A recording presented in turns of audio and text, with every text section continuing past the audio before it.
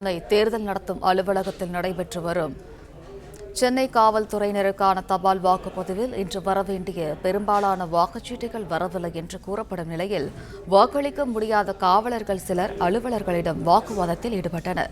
இதுகுறித்தான முழு விவரங்களுடன் இணைகிறார் செய்தியாளர் வினோத். வணக்கம். விவரங்கள் என்ன வினோத்?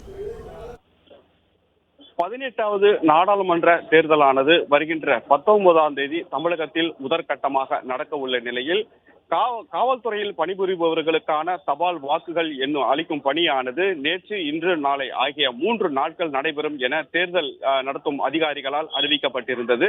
மத்திய சென்னைக்குட்பட்ட சென்னை ஷெனாய் நகரில் அமைந்திருக்கக்கூடிய தேர்தல் நடத்தும் அலுவலகத்தில் இதற்கான போலீசாருக்கான தபால் வாக்குகள் பதிவு செய்யக்கூடிய பணியானது நேற்று நடைபெற்றது.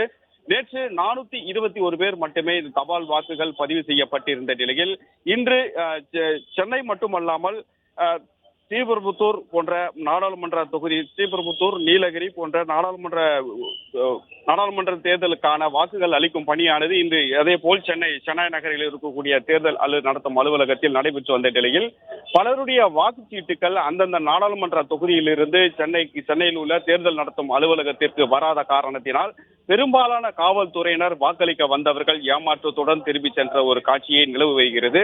அதேபோல் அந்த அலுவலகத்திற்கு இன்று அறிவிக்கப்பட்டிருந்த நீலகிரி, அரக்கோணம் போன்ற நாடாளுமன்ற தொகுதிகளுக்கான வாக்குகளை செலுத்துவதற்காக வந்த போலீசாருக்கு அங்குள்ள தேர்தல் நடத்தும் அலுவலர்களிடம் வாக்குவாதம் ஏற்பட்ட ஒரு நிகழ்வும் ஏற்பட்டிருக்கக்கூடிய நிலையில் இது தொடர்பாக அந்த அலுவலகத்தில் பலரும் தபால் வாக்குகள் அளிப்பதற்காக இன்று வந்திருந்த நிலையில் பலருக்குடைய வாக்குச்சீட்டுகளானது அந்தந்த நாடாளுமன்ற தொகுதியிலிருந்து தேர்தல் நடத்தும் அலுவலகத்திற்கு மாவட்ட ஆட்சியர்களால் அனுப்பி வைக்க முடியாத ஒரு குளறுபடி ஏற்பட்டதன் காரணமாக சென்னை ஷெனாய் நகரில் இருக்கக்கூடிய மத்திய சென்னை தேர்தல் நடத்தும் அலுவலகத்தில் ஒரு பரபரப்பான சூழ்நிலையை காணக்கூடிய நிகழ்வு இருந்து வருது.